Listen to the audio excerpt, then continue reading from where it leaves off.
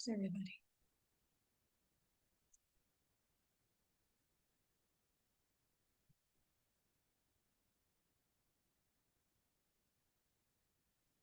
Everybody.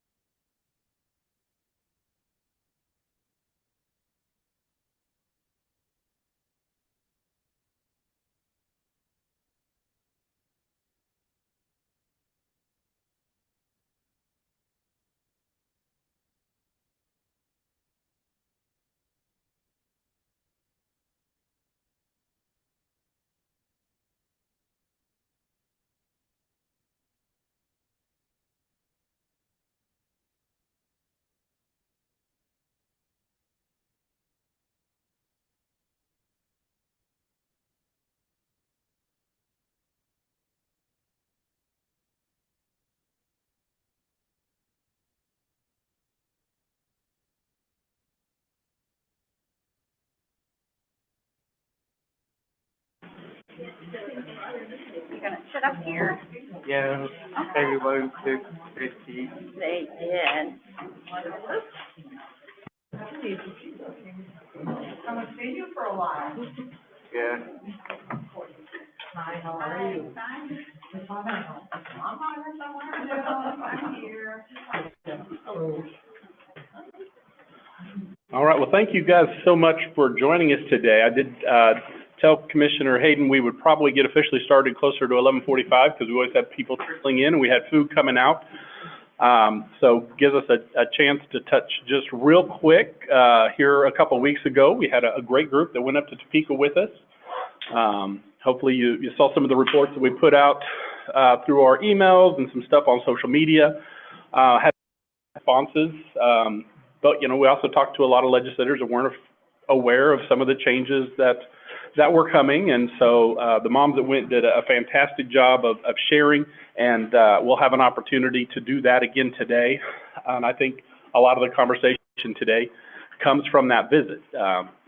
Commissioner Hayden was great to reach out to a couple of our moms the next day, or at least that week, and then offered to come and visit with us, as I shared in the email yesterday, due to the weather.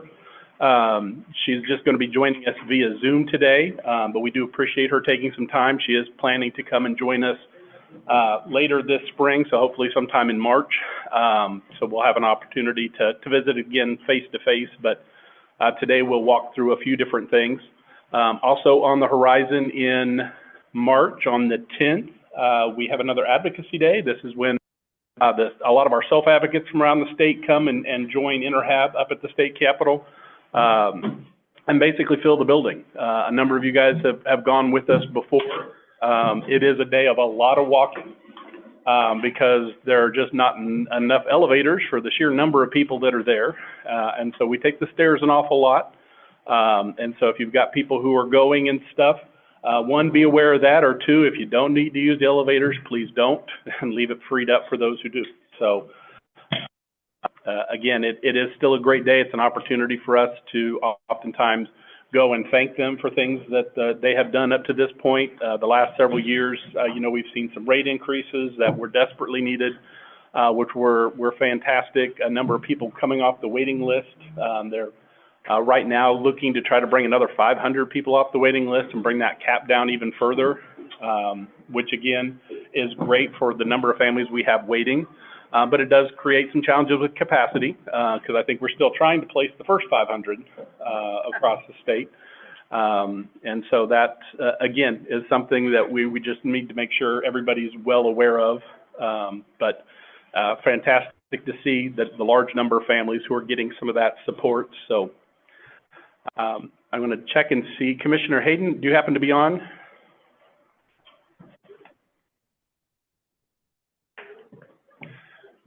She may not be there yet. Cammie, can you hear us? I see you. I can. All right, perfect. Yep, can hear you. I'm going to turn that up just a little bit more too. So anyway, so for today, as I shared out, you know, we want to have an opportunity to kind of talk a little bit about the proposed changes. So I asked the commissioner to talk just a little bit about how the IDD modernization process started, how they kind of came up with what they're sort of proposing here, and then what sort of will be sort of the next steps in this process. A lot of you listened in on some of the presentations that were made in the fall. I know they put out this unbundling piece in November, and as you see on the timeline at the end of it, they talked about the fact that it would be started in January. Luckily, it did not, because we were far from ready for that to happen.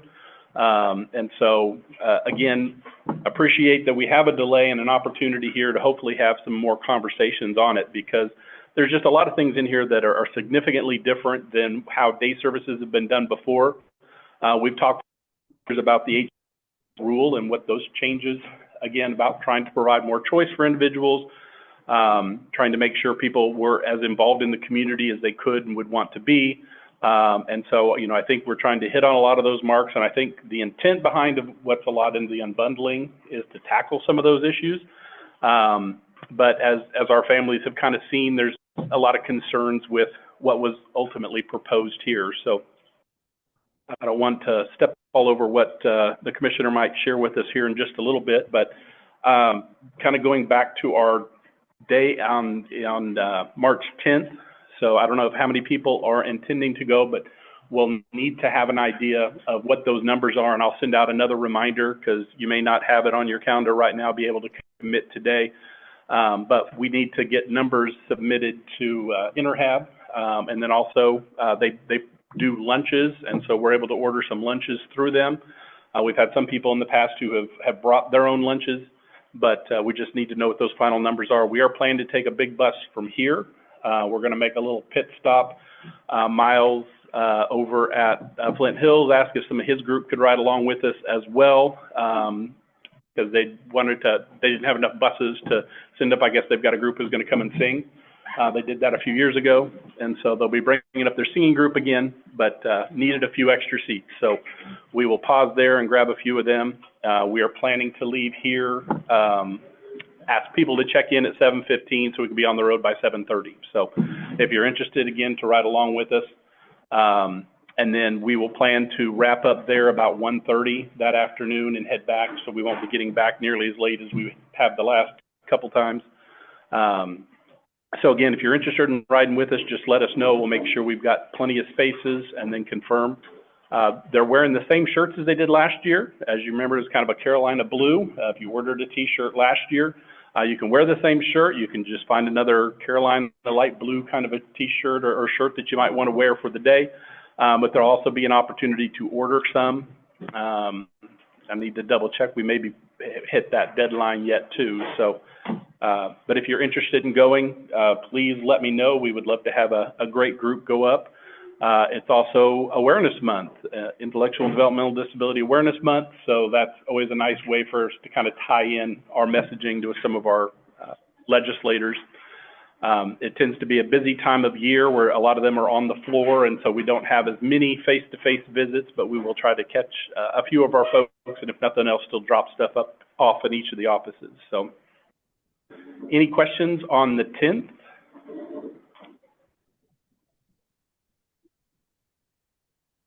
Right. Let's see, and I think I saw Kathy Keck, who was the TA waiver program manager, had joined us. Commissioner Hayden, are you on yet? I'm here. All right, wonderful.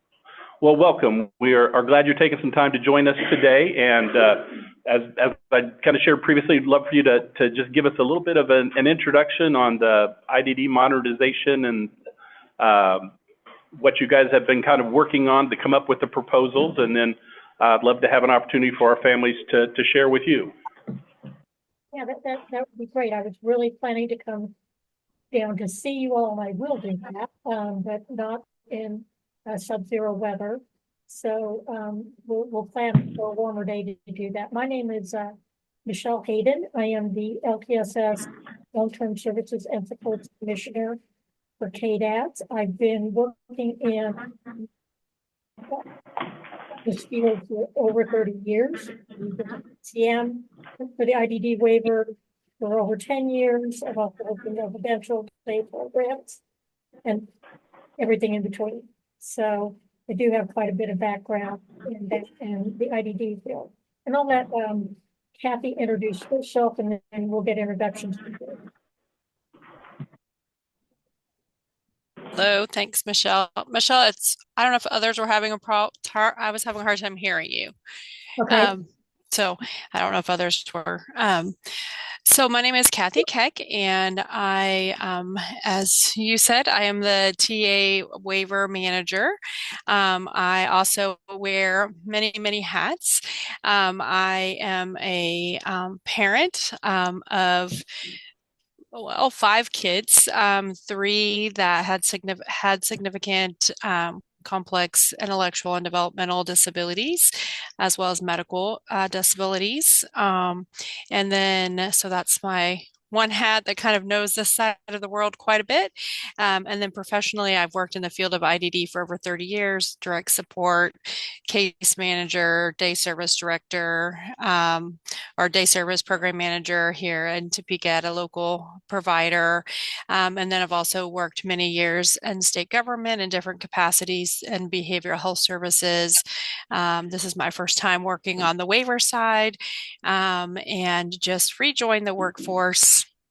I think, when did I start, Michelle? November. I left state government in 2017 due to what I know very well is our workforce crises for my daughter, who, like I said, was on the TA waiver, and so left state government from 2017 until just recently after she passed away, and came back to state government. So a lot of experience in a lot of different realms, from TA to IDD, and then both professionally and personally in the field.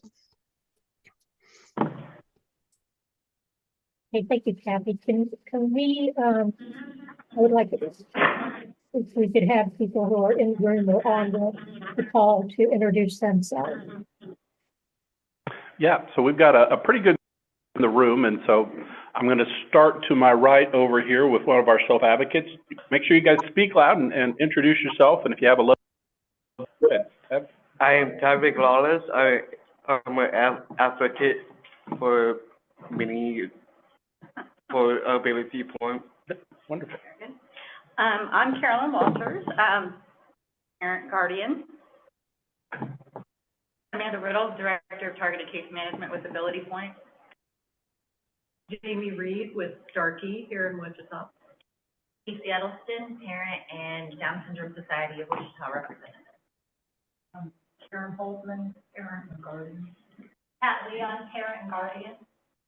Kristen Ware, guardian and provider of the Legion Lab. Caroline Goodall, residential provider. Tony Foster, family member and director of Ability Center. Julie Goodall, the Mandela residential coordinator. Anita Rogovan, an ambassador with the National Down Syndrome Society and also a parent advocate for Families Together. Annette Livingston with the Sedgwick County Developmental Disability Organization. Dennis Arts, past president of the board here at Ability Point and husband of the current president. Nepotism. I'm Cheyenne Roney. I'm with the Sedgwick County Developmental Disabilities Organization. Jared Holcomb with Envision. Aldana Carney, parent guardian and on the board with Starkey. Melanie Jacobs, parent guardian. Thank you, and can I add something in? Go ahead, Tab. Plus, I am a chairperson for SCDO. Our City Council. Council chair, Yeah. All right, and online, Tammy Funston, parent guardian. Courtney Carpenter, parent guardian. And Rachel Ryan, Arrowhead West Division Manager.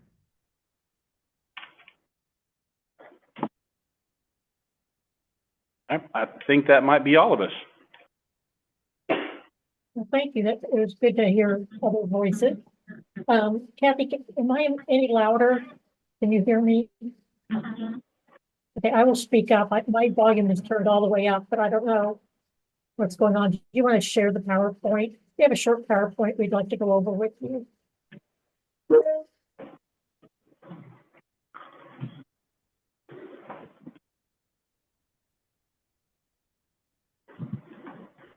I'm going to request to see if I can share my screen, if that's okay.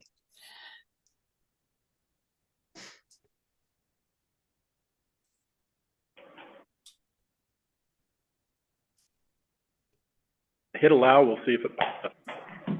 Yep, I think. Let's see. Can you guys see anything there? We got it now. Yes. Yay. Okay, success. All right. Well, we already buzzed through this part, right? So I'll keep clicking here, Michelle. Yep. So the purpose of this meeting is just to provide some high-level overviews of changes. There's lots of changes going on and getting feedback from a family perspective. So we're just going to start out with just talking about some of these changes, give you something to refer back to, but we want to spend the bulk of our time talking with families about what their concerns are. So there's a lot of things that are going on. And one of them is targeted case management, conflict of interest, and the connection to home and community-based services, the final settings rules, Centers for Medicare and Medicaid Services, corrective action plan, and the 2022 Special Committee IDD waiver modernization and legislative directives that we have. So what is TCM conflict of interest? Why does it matter? Risks and how it connects to HCBS, final settings rule, and our corrective action plan with CMS, the 2022 Special Committee on IDD modernization and the legislative directives, what has been done, potential solutions identified, and next steps. So back in 2014, over 10 years ago, the legislative post-audit highlighted how conflict of interest exists when organizations both plan and provide services leading to potential bias and limited choices for individuals. We still have work to do, even though that came out over 10 years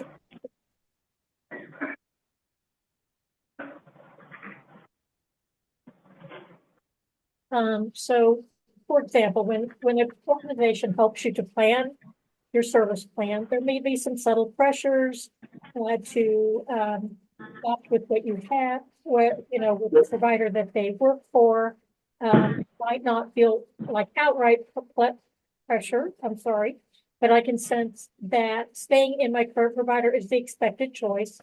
This may make us feel we have fewer choices than we actually do.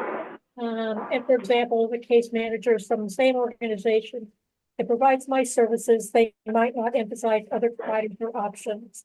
And they could talk about how smooth things are going, and it's easier not to switch. Next slide.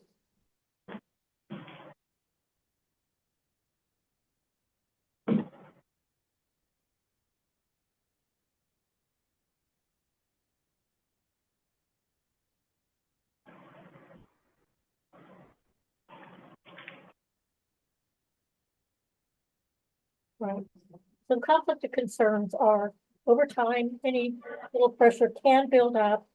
I might start feeling like there's change in providers and selecting a different service option would be difficult, or like it's not worth the trouble, or that I might be creating awkwardness for my TCM.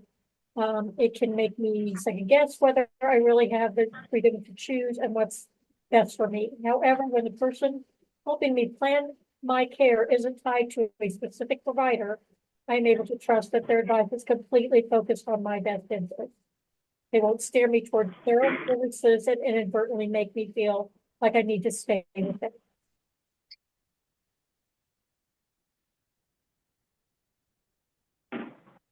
So why does this matter? So we have risk continuing in the same conversations for yet another decade, slowing down progress and leaving Kansas stuck in a system that may not be structurally fair, equitable, and person-centered. It leaves open federal compliance issues, CMS final settings rule, and corrective action plan. And it really, it will impact the future of Kansas waivers.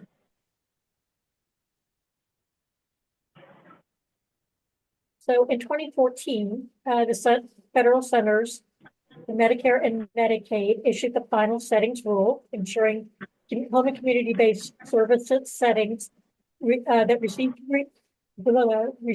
waiver funding are truly integrated into the community. So there are key requirements to the settings rule.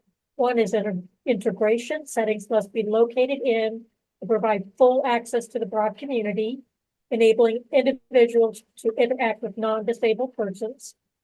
Everyone needs to have choice and autonomy. Individuals must have control of their daily lives, including ability to choose where they live, who they interact with, and what services they receive. The person-centered planning services must be tailored to meet the individual's needs, preferences, and goals as outlined in the person-centered service plan.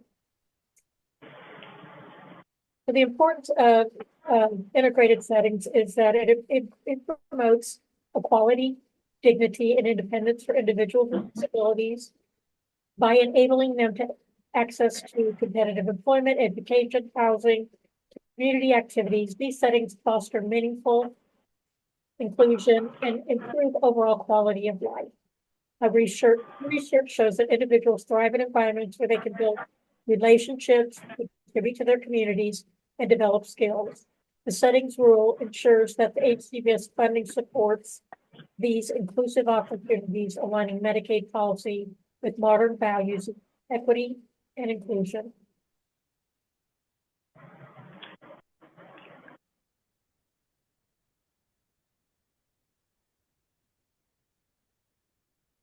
So for the settings rule requirements, they clearly states that there must be a separation between case management and service provision to prevent conflicts of interest. If we do not comply with this rule, we risk federal action against our waivers. Intention of the rule is that people receiving services must have full access to the community and real choices about their care without undue influence from providers. The settings rule corrected action plan, or COI, is specifically called out in the state's settings rule cap. CMS has told the state that the cap will remain in place until the issue is resolved. I'm going to turn it over to Kathy to talk about the 2022 Special Committee on IDD Waiver Modernization, if she's sat on that committee. All right. So in 2022, Representative Will Carpenter chaired a special committee on IDD modernization, and we'll send out the PowerPoint, but I actually hyperlinked where it says special committee and IDD report. It will bring you directly to the Kansas legislative page that has minutes and testimonies from that. So that group was comprised of many people on the IDD waiver. Okay, hold on. I think I'm on the wrong slide a minute. Give me a minute. Can't walk and chew gum. Okay, there we go. So it was 3 days of testimonies from a variety of families, individuals on the waiting list, providers. Interhab was present. The Kansas Council on Developmental Disabilities was present. DRC was present. And there were several families that were asked to sit in on the committee, and I was privileged to be one of those individuals that was able to sit and listen to all of the proceedings through those 3 days. And so from that, it was an interesting process because we sat at the table with everyone, and then once all of the testimony was done, we were asked to go sit in the gallery. And so we would move to the gallery, and the committee made some recommendations. And some of those recommendations included the state pursuing a community support waiver. And these are just a few, but again, when we send this out, you can hyperlink directly to this will hyperlink directly to the report that you can look at.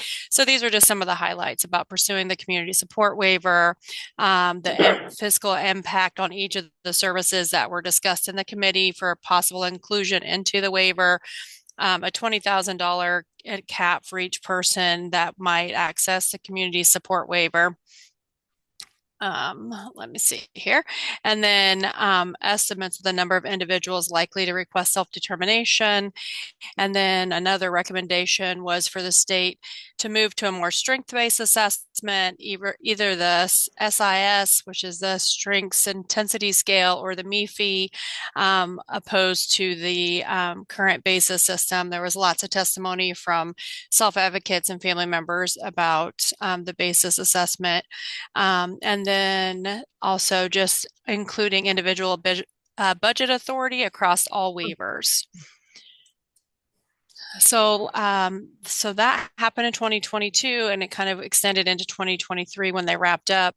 In 2024, FY 2025, the legislator gave very specific directives to KDADs about expenditures shall be made for monies for the purpose of basically developing a home and community-based waiver, the community support waiver, and that the waiver application for such programs should reflect the recommendations of the special committee, including a per person max of $20,000 for different services that could include transportation, supported employment, individual directed goods and services, personal care.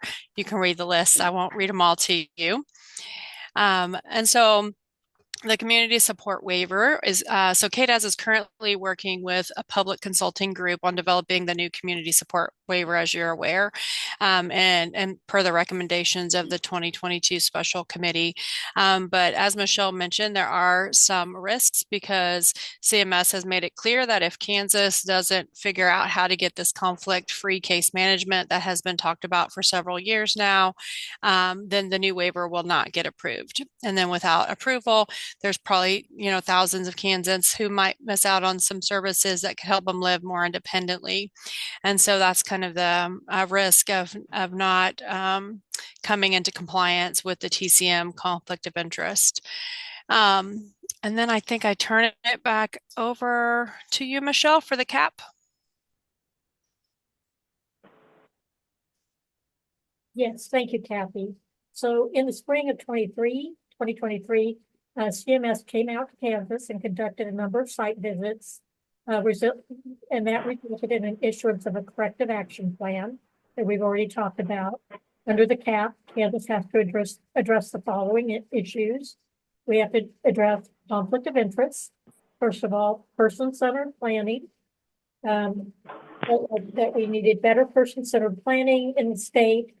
And we have contracted with UMKC and Charting the Life course to help us develop a system of person-centered planning for not just IDD, but across our waivers.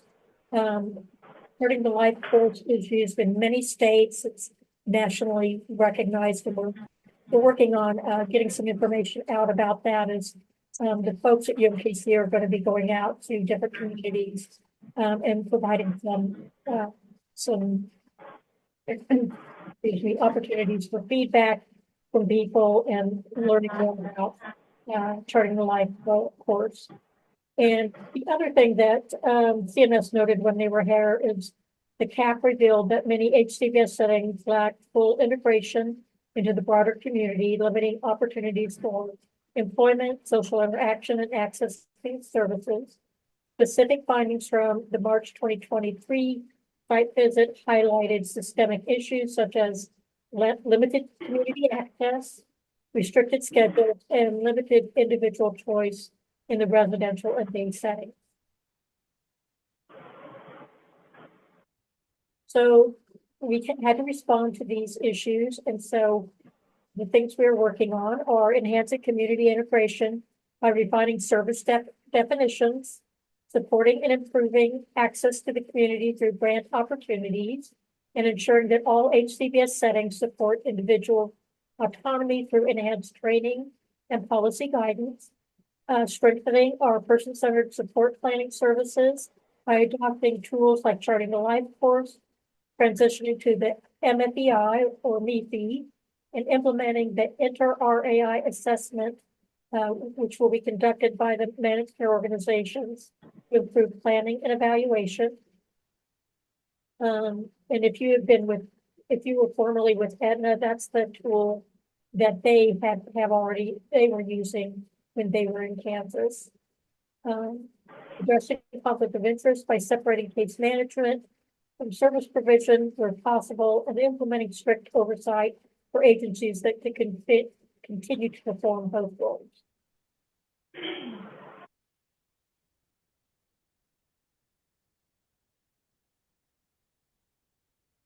So KDAS is using ARPA funds to conduct a study to evaluate conflict of interest in TCM services, focusing on identifying and addressing issues where service planning and provision may overlap, and developing solutions to ensure compliance with federal guidance. Throughout the study, individuals, families, and guardians and providers participated in regular meetings.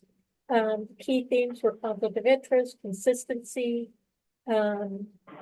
provider access, and we've had final feedback with public town halls and surveys emphasizing the need for phase changes, rule exceptions, and strong ongoing communication with stakeholders as changes are implemented. So option one is that we have looked at, these were recommendations that were made by our contractors. So based on those feedback with families and looking at other states like Kansas, where PCM becomes a CDDO and TCM only function. CSPs provide services only, ensuring a clear separation and avoiding conflict of interest. Option two was TCM provided by independent TCM agencies, individuals, while CDDOs remain focused on eligibility and oversight. Direct services are provided by community service providers. Agency, or option three is agencies can provide more TCM and services, but not to the same individual. Strict monitoring will ensure conflict-free service provision. And option four, which we note that we don't think this would be feasible. MCOs take over all PCM functions with the potential to contract to TCM agencies. So we narrowed it down to the options 2 and 3. KDAS prefers the clean break between TCM, CDDO, and service providers. Providers who choose this path will have the option to receive grant support to facilitate the transition with a conflict of interest advisory group helping to design this initiative. And then Option 3, strict oversight for non-separating agencies. Agencies that opt to offer TCM and direct their services until the same umbrella will be barred from serving individuals with both TCM and direct service. KDADS will need to implement a rigorous monitoring protocol over these agencies. Furthermore, the option may exclude conflicted providers from participating in the new community support waiver and may also be time limited for the comprehensive IDD waiver. The next steps is we've been identifying a policy roadmap. We have a commitment to working with stakeholders through a conflict of interest advisory group. We met with them, I believe, October or November, and we have a meeting with them later this month. The grant opportunities is one of the things this group is going to be looking at, and this will help agencies to transition into compliance, offering financial support for separating case management from service provision, and having open lines of communication with CMS. And we have been maintaining those lines to the best of our ability. Since we've had a new administration come in, that communication has slowed down, but we expect that to pick back up. Next steps, replacing changes with confidence. I know transitions are never easy, but this isn't our first challenge. The IDD system has, weathered the managed care and the global pandemic, and has done very well with that. And we know that we will be able to transition successfully together. This is to reinforce that HBS should always be about putting Kansans first. And by eliminating conflicts of interest, we ensure that every person has the freedom to shape their own future, with their voice guiding every step of the way. I'm going to turn it back over to Kathy because this is where we start our conversation with you. And I'll let her kind of moderate this part. Thanks, Kathy. Okay, thanks. Well, and I know that you had also said you guys had some questions. So I have just like a few guided questions, but we want to make sure, the whole purpose is to hear from families. So we'll start. First of all, just any questions of clarity about the information that Michelle presented today. And what I'm going to attempt to do, if I still know how to do this, is to make notes on the screen and while you're talking so we can capture notes that or questions people have, and then as other questions come up, the answer to those as well, so we can kind of keep a record of that. And so any questions of clarity from what you heard from Michelle today? So I think Michelle is basically reading from the legislative luncheon on January 22nd of 2025. I have that document in front of me. When I studied it, I made 3 pages of questions. So let me just start with this page 33 that talks about final feedback with public town halls and surveys. I don't know anything about when were these public town halls and surveys. So those, it's the TCM issue. This is on the conflict-free case management. Yes. Yes, we have. If you go to our website, we have all of our engagement on it. Let me get you that and put it in the chat. Where do I go to your website every single? Hang on, working on it. We're continuing to have public feedback, so okay, find it.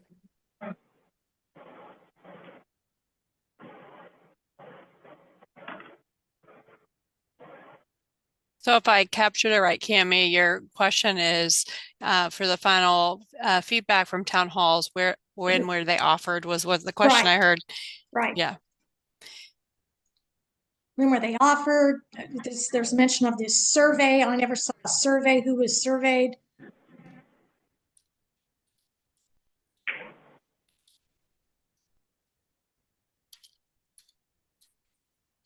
We just recently changed our website. So I will give you the link. To the website? Yes. I visit it daily. I have it up on my screen every day.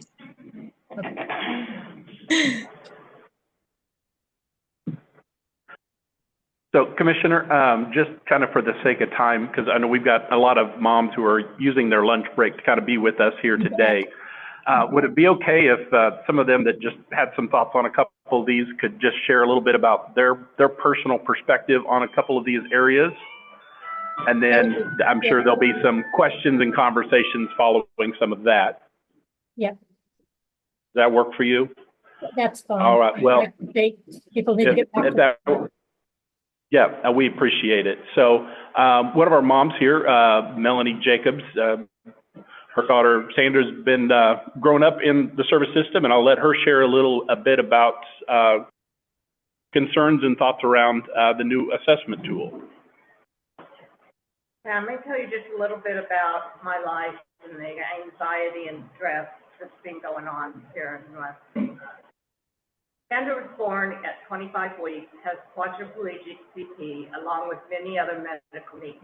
Our daily lives revolve around providing care for a child whose needs are complex, from managing medical appointments and therapies to navigating equipment needs and ensuring proper care is a full-time commitment. Tasks that many take for granted, such as dressing, feeding, or transportation, often involve specialized techniques, equipment, or extra planning. Everyday tasks like dressing, bathing, feeding take twice as long. What takes a normal person a few minutes to accomplish might take us hours due to emotional outbursts, severe anxiety, and communication difficulties. Caring for a child with quadriplegic cerebral palsy, extreme high anxiety, and nonverbal is an exhausting role, and the time and energy we devote to managing her care leaves little room for navigating the hurdles KDAD has placed on us.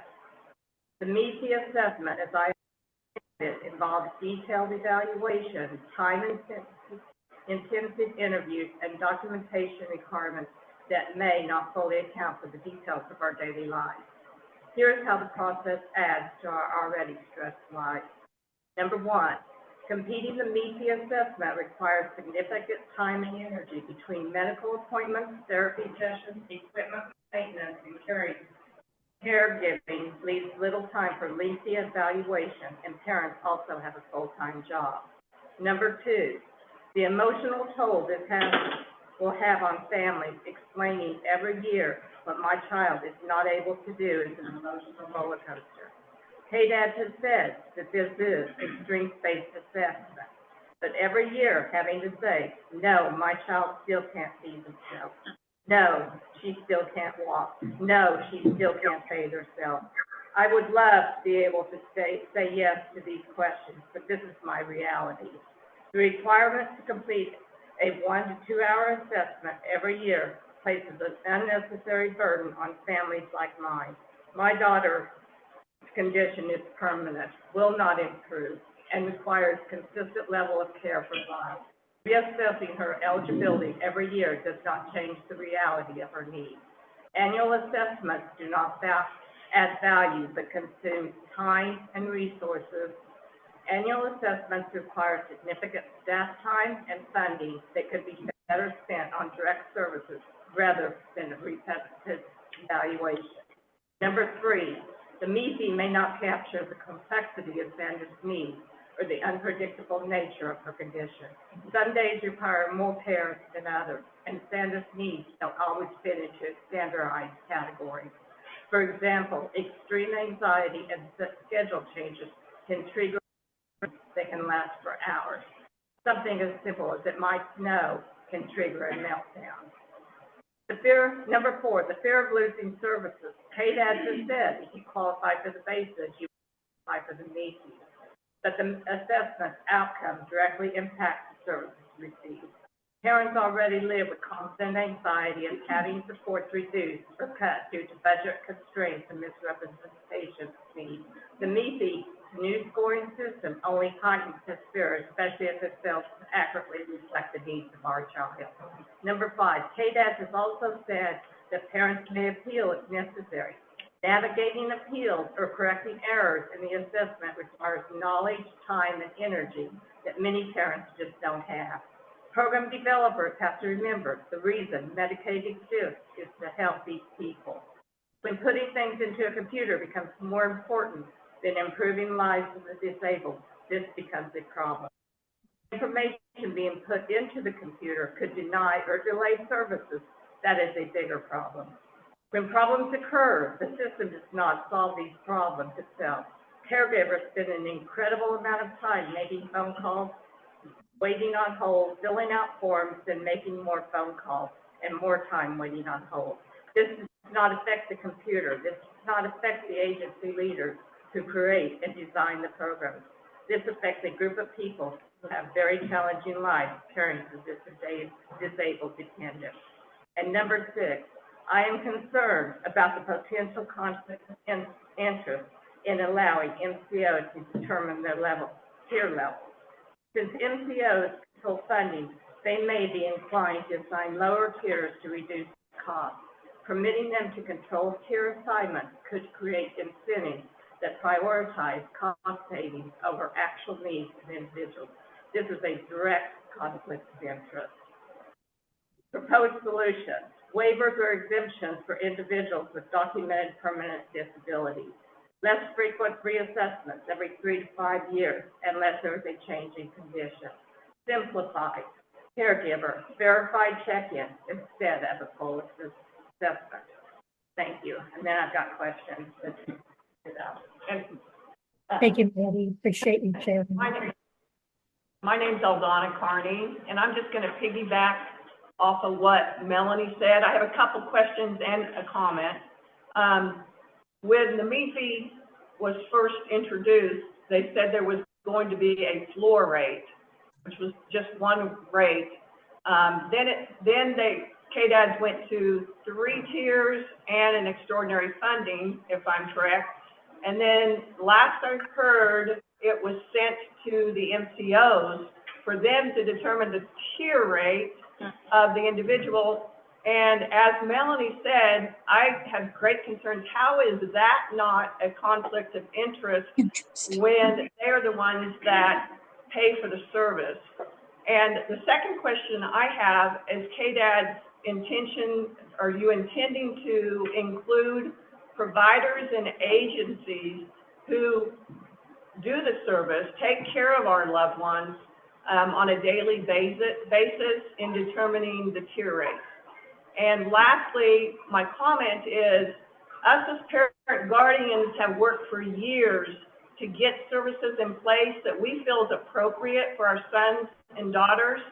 And I think I can speak for all the parent guardians here that we feel very by a lot of these changes and want to work with you to make sure that nobody is hurt in these changes, because most important is our loved ones, and they should be valued. Their choices should be valued. And we just want to be a part of this process. We're not afraid of change, but we don't want our loved ones hurt in the process. Thank you. So I can give some quick kind of overview of some of the things that you brought up. As far as the MIFI, I understand that this tool will be done in conjunction with the NRAI, which is NRAI is a internationally accepted care planning tool that many states are using, and it's used abroad as well to help make sure that we use that to help to determine the service needs for our individuals. So all 3 MCOs will need to be using the inter-REI across the board. When we had Aetna here, they did use the inter-REI. So they were looking at that, but then as far as the funding mechanism, which is different, The funding mechanism is, the MCOs are meeting with providers now to talk about, potential tier levels. We're looking at other models for the, to determine the funding for day and residential. The current funding models are staying in place until at least July of 2026. It may be longer, because we want to figure out an equitable rate that is not going to take any money out of the system, and providers are going to be able to provide the services that people need. And I do appreciate everybody getting on and talking about your concerns. We're not finished. I'm sorry, what? There are more parent guardians who have here. So Kevin, who else? Go ahead. So, again, we appreciate, and obviously the MEFI tool is one that's been discussed for some time, and I don't think any fan of the basis assessment as, Right. Melanie was sharing. I think a lot of the concern is the extent that extensive time and some of the requirements that seem to be needed in rolling out with this new tool. And then again, the concerns about who is determining, again, what that tier rate is that's going to be paying for the services. Obviously, we've got a lot of changes going in. And as you said, we know that the people currently in services, their rates wouldn't be changed essentially for nearly 18 months as you're looking at July of 2026. But anybody new coming into services would be coming in with whatever these new tier rates are, correct? July 1? That is our plan. That way we will have 18 months to gather data from everybody and to make sure that as people are being assessed, that we see where they're falling. We want to make sure that they are not losing ground with this assessment, but that they are maintaining the services that the person needs. Okay, my question is, why do you have to be deemed eligible every year? Exactly. That's a really good question. That is required by the waiver. However, I am looking at models to see if CMS would be amenable to certain people that could maybe just be reassessed every 3 to 5 years, perhaps. I don't know that they will buy off on that, but we're going to look into that. But it is required on all of our waivers that people are assessed every year currently. If you need some parents to help share some testimonies when you're reaching out, I'm sure we have some that would be glad to do that. I will take you guys up on that offer. Trying to represent people with Down syndrome, I have yet to hear of somebody who does not have Down syndrome from birth till death. Exactly. I didn't hear that. Not going to change. There should be a category for permanent disability. And then why are we spending all this money year after year after year on something that is static and in the chromosome? Okay. Right. It's silly. It's waste. It's We also have to see what effect this may be having on siblings that might end up being caretakers. And from the time they're very, very little, when we have siblings saying, why do we have to tell 5 people 5 different times in a year what's happening to our brother? What is this doing for their peace of mind for the future?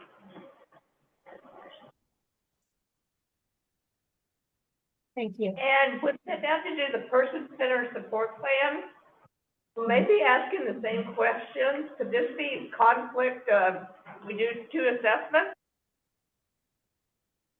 I agree, because you talked about the MCOs, they're gonna be doing an assessment as well. The MCOs will be doing the assessment. We'll have the person-centered support plan, and we have the MEFI. Now, I'm a parent of a child with quadriplegic CP and complex mental health needs. I don't have time. I don't have time in my schedule for 3 different assessments.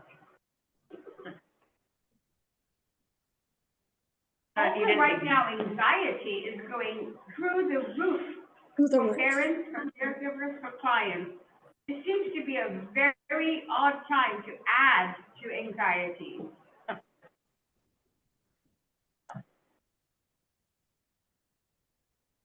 there any other questions on MIFI? Trying to be cognizant of everybody's time. So we wanted to touch a little bit too on the unbundling. Obviously, as you kind of touched on, trying to address the HCBF final rule and some expectations around that. There's been a number of things that jumped out to our families that are a little bit concerning. One, as it relates to pre-vocation and sort of the workshop settings. And so Pat Leon, one of our parents here, has expressed a number of concerns. Her son has been striving in his current setting and concerned about how these changes might impact him. So I wanted Pat to share briefly. I'm kind of in the back of the room. Can you hear me okay? I can, I'll put my ears up close. The unbundling proposal will be devastating to many individuals who have made the choice to work. One of them is my 33-year-old son, Chris, who has Down syndrome. After high school, Chris developed mental health issues and behaviors while spending 6 years on the waiting list for services. The Goodwill Skill Development Adult Day Program literally turned his life around. He's flourishing in the structured environment he missed from school, was named the Goodwill 2022 Achiever of the Year, and gained independence, allowing him to also successfully live in residential services, which he proudly calls his apartment. Unbundling would allow Chris just 6 more months working at Goodwill. The reality is because of his level of functioning, he would be deemed unemployable in the community, quote unquote, and be let go. Businesses enter job contracts with Goodwill specifically so individuals like Chris can experience employment.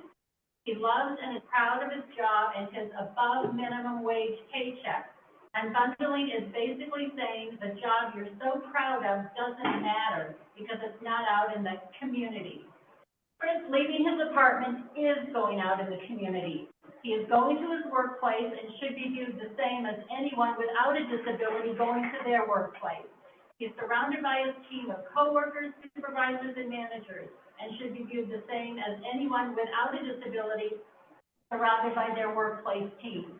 In fact, Chris and the Goodwill marketing specialist were friends throughout high school. Both graduated from Mays High in 2009. They now work and see each other in the same building. That should be considered a great success story. Unbundling is supposed to be, quote, more personalized and flexible, tailored to individual needs and goals, and enhanced choice. It literally does the exact opposite and eliminates the choices that individuals have already made and are experiencing success.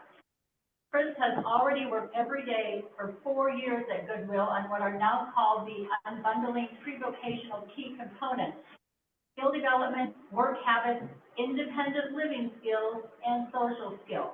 There has to be a way for that to continue. There are an untold number of Chris's out there in the same situation.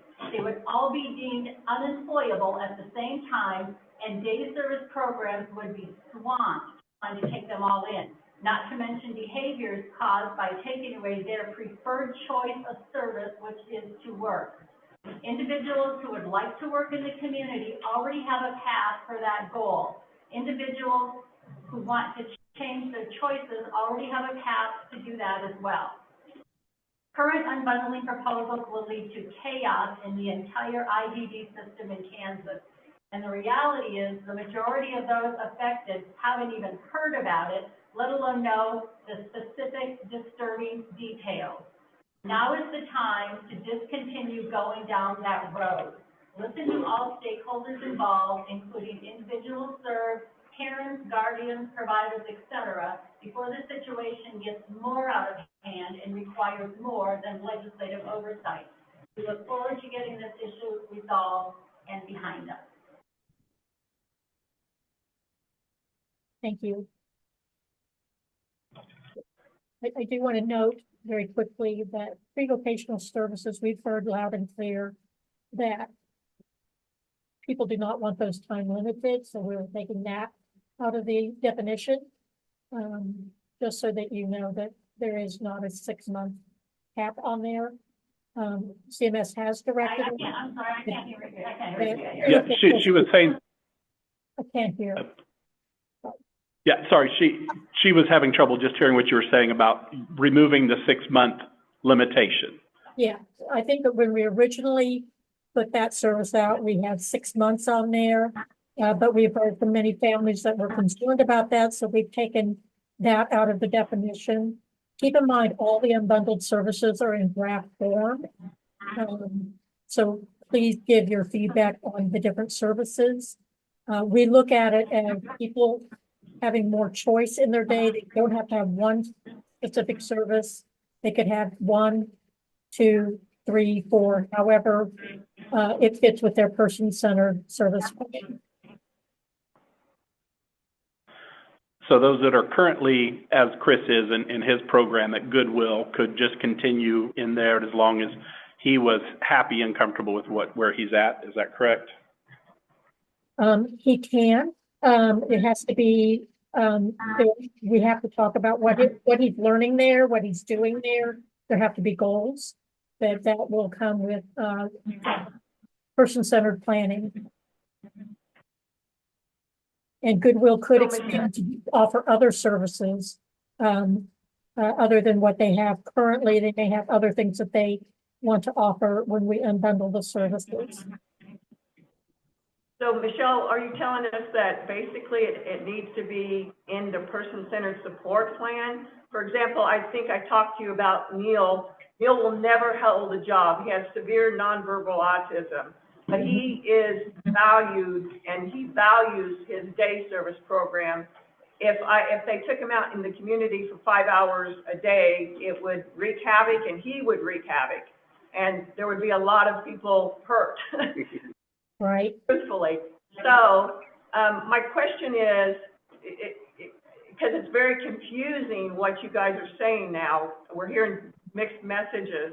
So Neil will be able to stay at his day service program, go out into the community when he can, but it has to be in the person-centered support plan.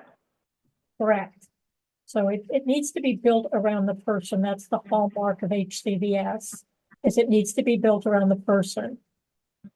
Just as an added note that Interhat put a bill through last year, and we're working on it to raise for those that are in shelter workshops, to raise the rate that they're paid to at least $7.25 an hour. And they have a 10-year plan for that, for people to continue to participate in that. There's a national movement to get rid of sheltered employment, in HCBS. So we're really watching that right now. Many states have already done away with their 14C sheltered workshops. Some states have not, but they're getting funding outside of HCBS for those. So it's something we're really working on to figure out how we can move forward on that. I believe there's 14 sheltered workshops in the state of Kansas.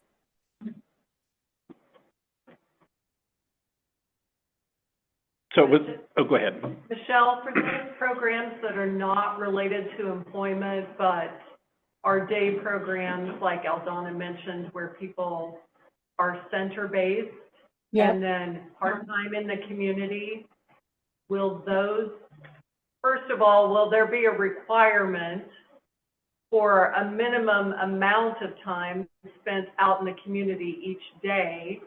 And then will there be an every 6 months assessment of whether that can continue?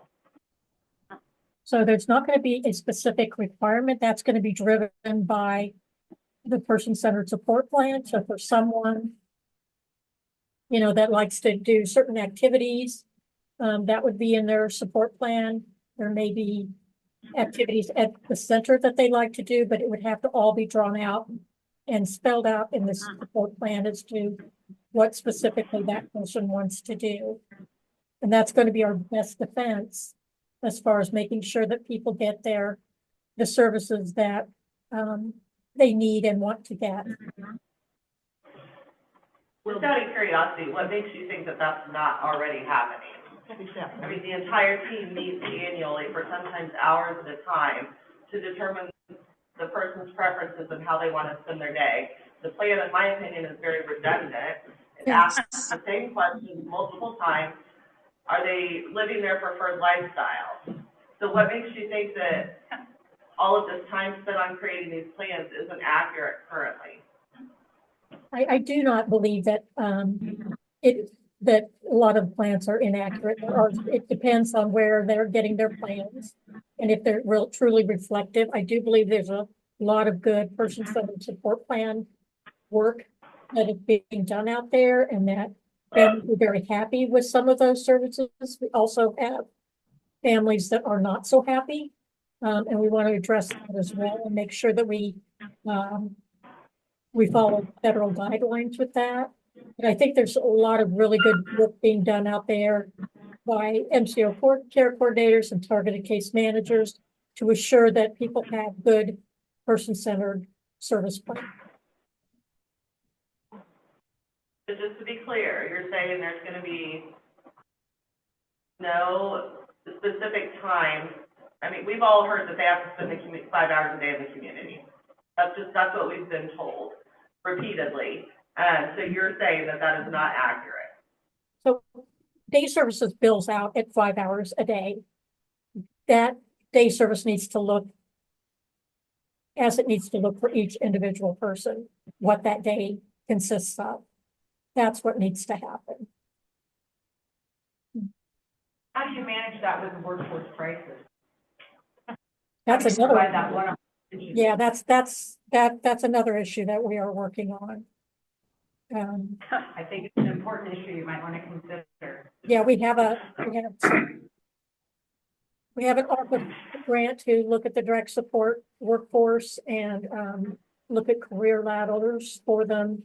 That's really a very important issue because we know that there's workforce crisis not only in Kansas but across the country because of the low wages, lack of benefits, etc. We know that. We're still looking at possibly 3 very long assessments because the person-centered support plan, which I've got my daughter sitting right in front of me, that is everything in it that she would need for the whole day and her one. And now we have to change this up to other needs and wants that she might have or goals. And who makes these goals? She's nonverbal. So if your So daughter who decides what goals she wants? Yep. So that would be something that would just be decided by if she has a guardian or a family member that's going to represent her, since she can't verbally express that person would advocate for them.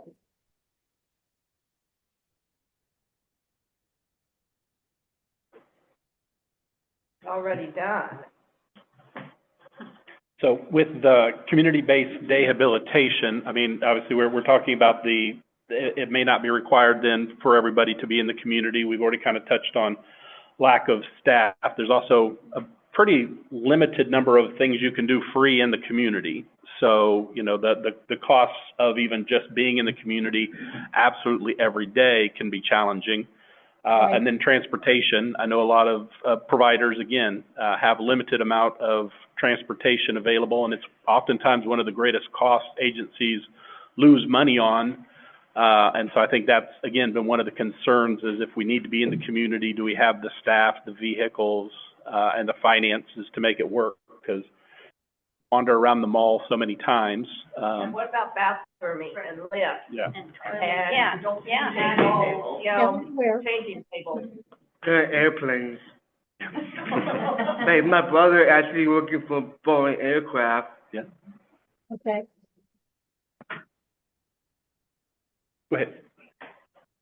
On the About the website that talks about the changes, it does say that there is going to be grants available for day providers to adjust their programming in 2025. I haven't heard you say anything about that. So what are those grants? How are they available to providers? Is there an amount? What is that about? So there are going to be grants to expand HCBS services. I believe we have 5 million set aside for that. The governor recommended an additional 20 million. The legislature, as far as I know, has not agreed to that. But we do have some grant money through our American Rescue Plan funds to help providers expand their services.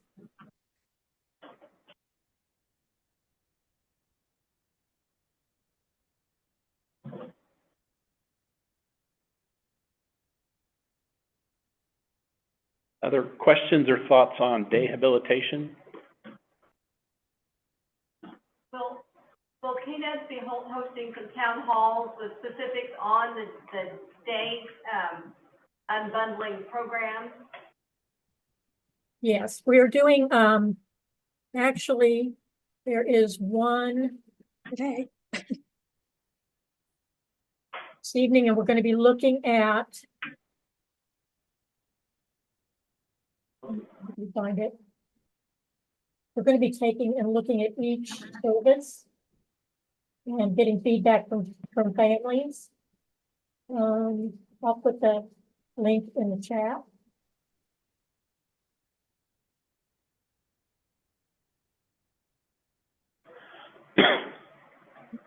I'll put the link in the chat. Great, thank you.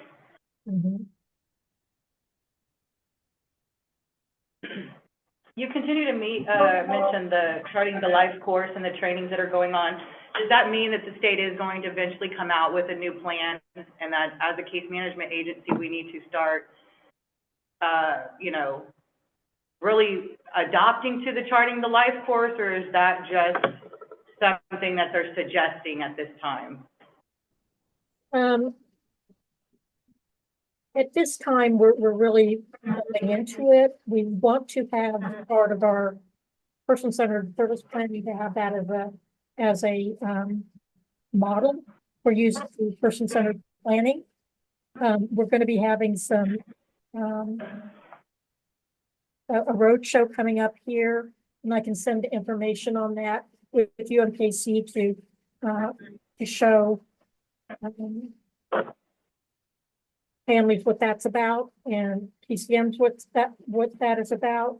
We want to move away from the template we currently have, and we want to, in the end, have a project completed with them where we have a guide for person-centered planning that we will be able to publish. Yeah, that's actually March 26th here. I just coordinated that kind of information where we'll be able to, first time, really collaborate with the team of providing our input, I think, related to the person-centered support planning and other services it looks like. So it'll be here at Ability Point. Right now, they're just sending out kind of the generic invite. I believe that they're going to send out an invite with a QR code to reserve, because it's from 9 to 3, so they'll be providing lunch to make sure that we get those RSVPs. I sent out the save the date. Yeah. What day and what time? March 26th at 9 a.m. Right here.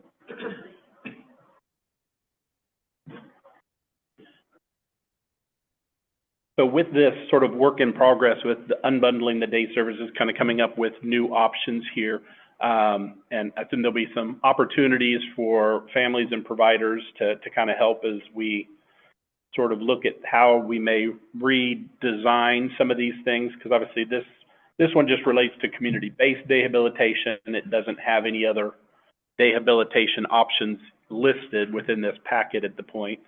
And so if there are opportunities, I'm sure we've got folks who would be glad to offer input if there is a chance to do so. Right. Yeah, we do want everybody's input. Always think of this stuff as draft. It doesn't become it doesn't become permanent until the EMS approves it, and we have the funding for that, so. So CMS has to approve your unbundling of day before you can implement that? Absolutely, yeah. And you're open to conversating with stakeholders and families in the community about these, proposed definitions for day Yes. and your time, and the potential time limits that you have on these? I'm sorry, what was the last thing you said? The time limits, specifically around life skills and things like that. Yes. As a provider, are you getting conflicting? Because I've just reached out, there's a provider completely rehumped. I mean, they went strictly to day, and it sounds like, from my understanding, their licensure and their advice has came from KDOS. So, My licensure doesn't necessarily understand all the changes that are happening right now, and so really kind of means I'll need to lean into KDOS to understand. But the way that I see it and the way that I understand that is the traditional day centers that we traditionally have now, where people are thriving, will no longer be an option for the people that we serve. You don't have definitions or provisions that are what we currently have in our service system. And in Central County alone, I know that there are only 2 providers that are retirement services and work-based pre-vocational services that meet your definition. That means that everybody else, just in Central County, cannot fit into the provisions and the new definitions for day. And I think that's very concerning. yeah, it's very concerning. Yes, it is. We're terrified.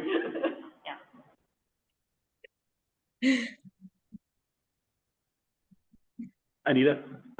One thing that hasn't been talked about is the anxiety and the stress for young direct support workers who are entering this workforce, maybe at the age of 18, 19, 20, who see this maybe a career path, are very dedicated, are energetic, and I have heard from at least a few who have been in it for maybe 6 months, and probably shouldn't say what they actually said back to me, but it was more like, this is not where I want to be. They're chopping and changing so much. I don't see this as a path that is making any sense. I'm hired to do this, then I'm told to do that, and the law is going to change, and maybe the funding's coming, and maybe the grant is going away. And I think working for Pizza Hut is looking a lot more like a career path, and off they go. Or MCOs come along and tell you that case management's not going to exist, so they take your case managers with them and, of course, give them no support and guidance in the direction of their career change. They're kind of out there lost in a corporate world, and they actually had a job with a purpose. Right. I could call it being called kick to the curb. And we are losing the best workers, and we are retaining the ones that have minimal skill and minimal wishes to be in this group of people. What I call the TV watchers. Do we have a timetable on, you know, kind of where you're expecting conversations to be had and how quickly something would be put together? Because again, I think it's the unknown that tends to continue to be a concern, because again, the packet that we got in November was talk about implementation in January, and you know, I'm glad that didn't happen because of all the issues that have already been brought up. But is there a timetable that you guys have right now? So for the MFEI, which will not have documentation requirements, we spoke to our consultant on that won't require that, so that will shorten the length of time on that. That will start to be conducted July of this year. Everybody's funding will be frozen at that time until for at least another year, maybe longer.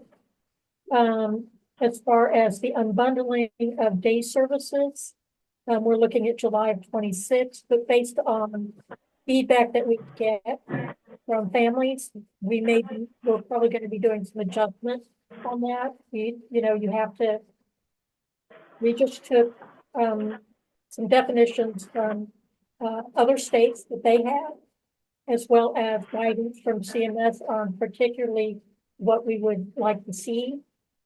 So that's, it's really important that you participate in some of these webinars. I put the link in the chat for you. And there's one today at 4:30, if you can attend. We will record them and put them on the website if you cannot, so that you can still give feedback. I'm also gonna put just a general HCBS mailbox that you can send your, concerns to.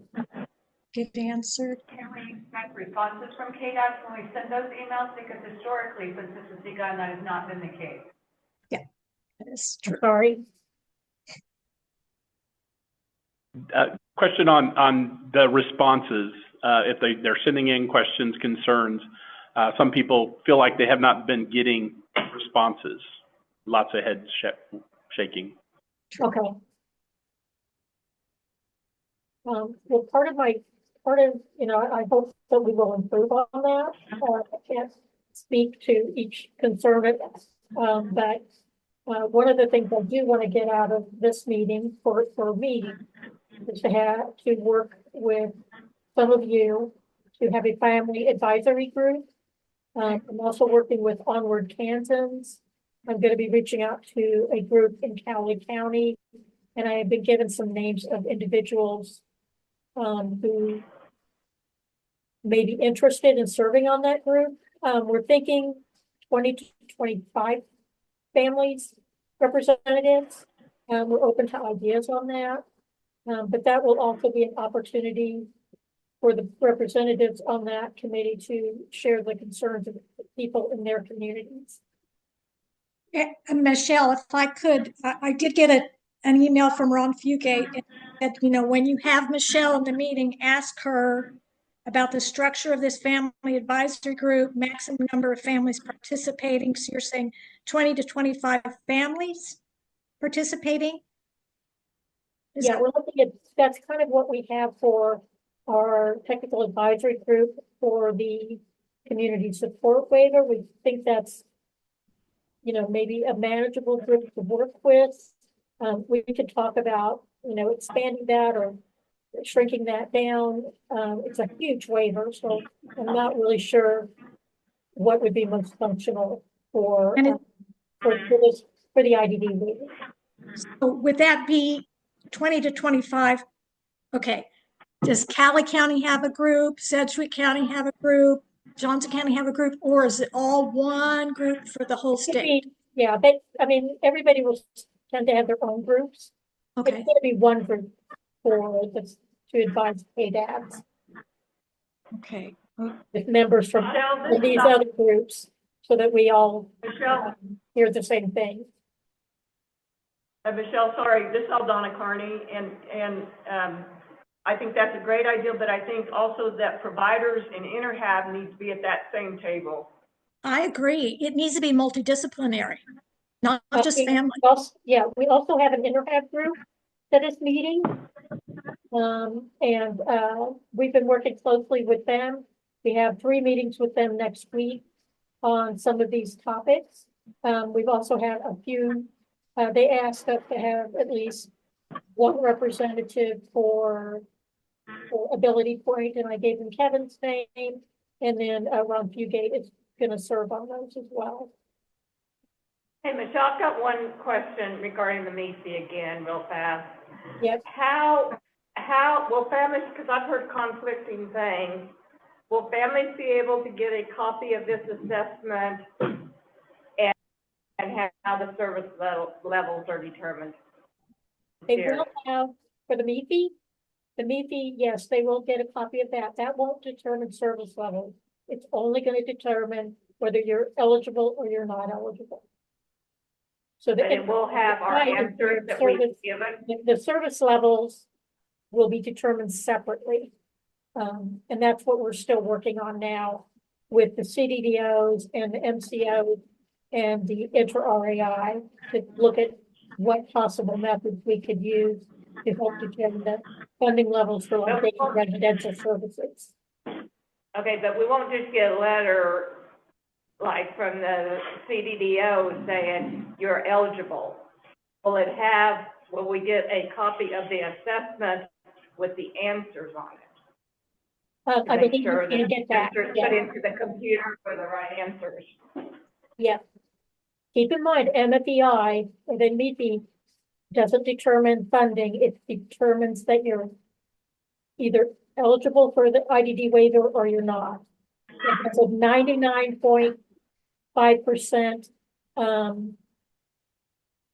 rate of being, having the same rate that basis does as far as determining eligibility. So it's very unlikely anyone will not be eligible.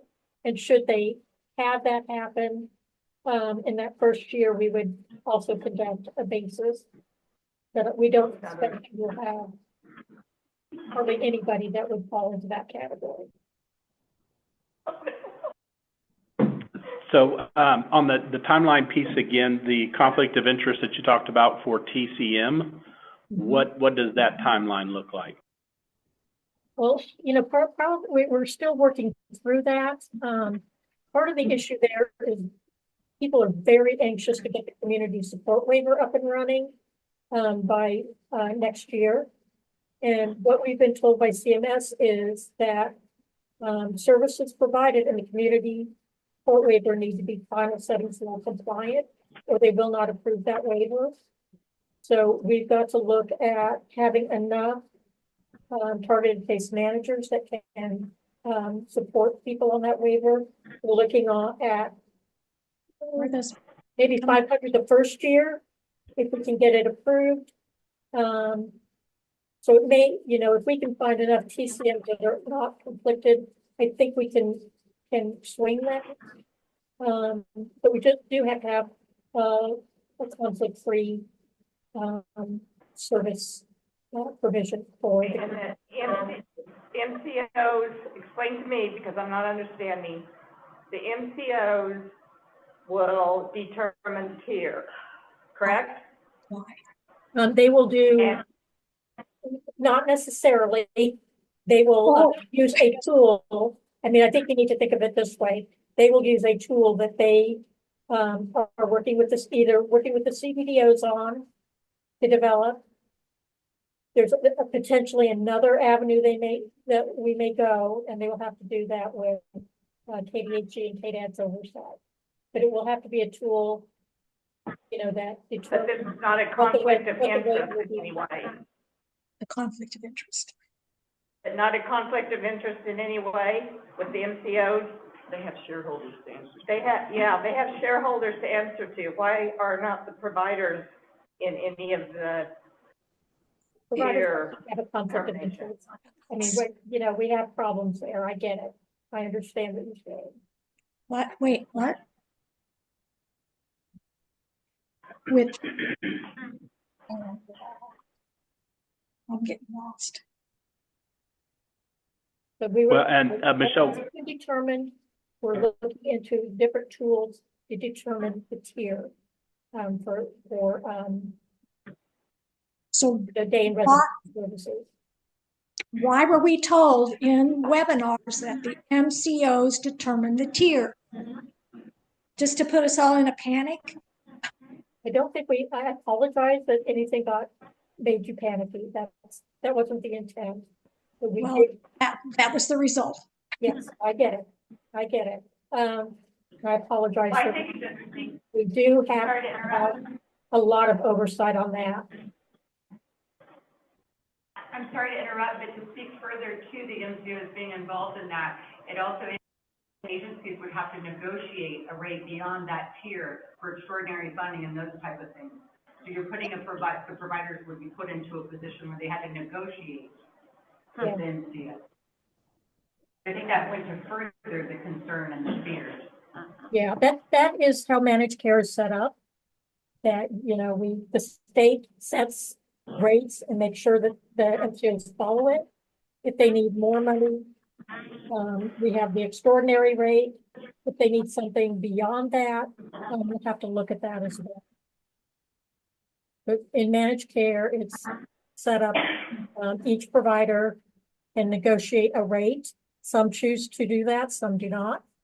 That's how they do it in Wisconsin. Most of them all negotiate their own rates with the MCOs. Look, Anita?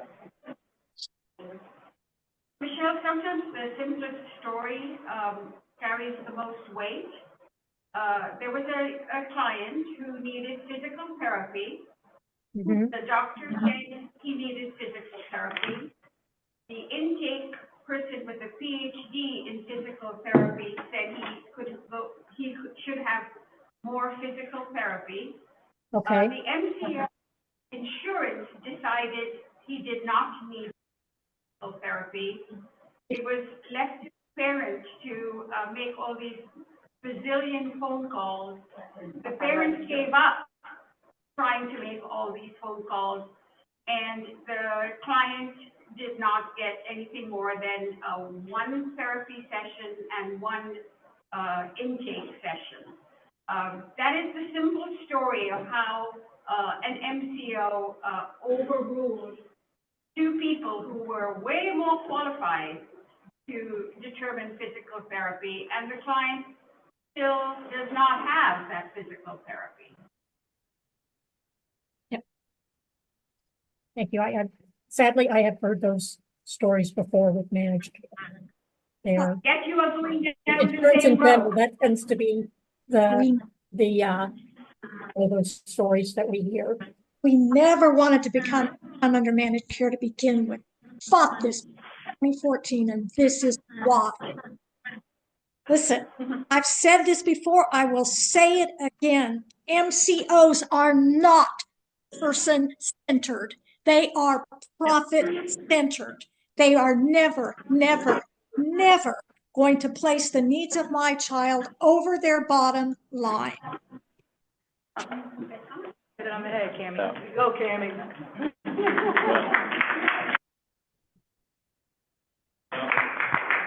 Michelle, Kathy, thank you guys so much for taking time to join us today. We've run past our time a little bit, and we've got people need to sneak out of the room. So we appreciate greatly you guys sharing your day with us. We look forward to having some other opportunities to visit in the future. Yes, we will. Thank you, Kevin. Thank you so much. Guys.